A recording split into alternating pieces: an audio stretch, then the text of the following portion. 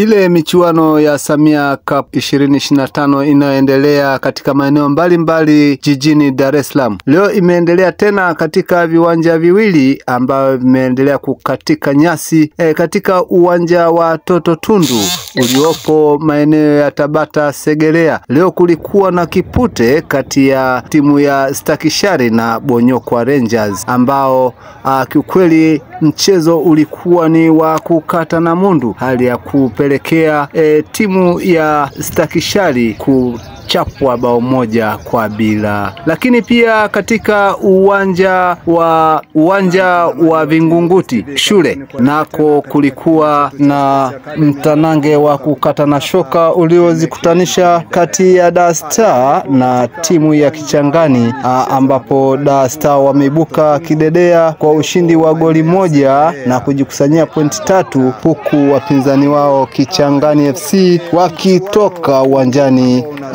kwa aibu ya kufungwa. Naam.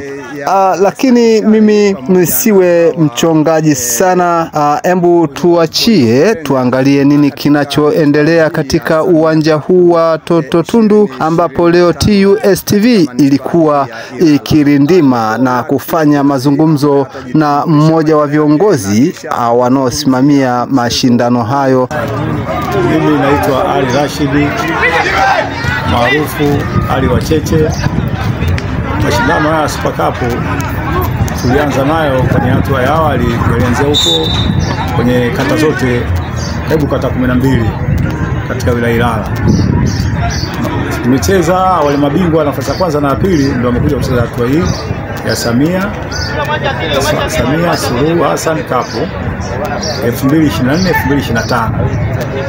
Na hatua ambayo ipo sasa hivi ni hatua ya makundi, ambao tuko katika mechi za mwisho.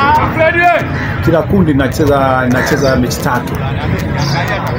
Hizi mechi ni hao wanacheza mechi ya mwisho. Atakayeshinda hapa mechi ya leo ameingia katika nafasi ya 16 bora. Na labda timu zilizoshiriki ni ngapi? Zilizoshiriki 33. Kwa hiyo sasa hivi tunaelekea kwenye hatua ya makundi. Lakini kuna zawadi kwa washindi.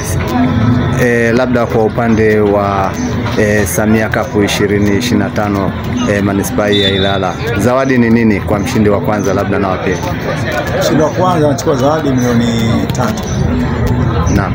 Mshindi wa pili zawadi milioni 2. Basi. Na wachezaji bora, wafungaji bora au vipi, hamjawaangalia pia?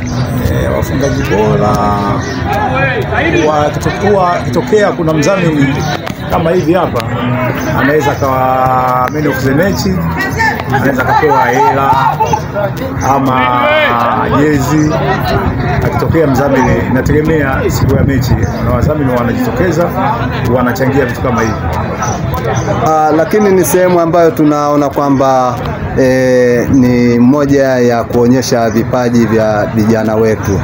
Nyie kama viongozi, labda mnavifikiriaje vipaji hivi ambavyo vinaonekana hapa, ili angalau kuvisukuma vifike mbele zaidi? Yaani sisi tunavikusanya vipaji hapo vionekane, ili wale wenye timu zingine waje kuvichukua waviendeleze, sababu sisi jukumu letu kuendesha mpira katika manispaa ya Ilala.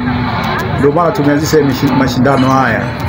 Sasa ni wadau wengine waje kutupokea hapa, wachukue wachezaji hao wakacheza katika timu zao.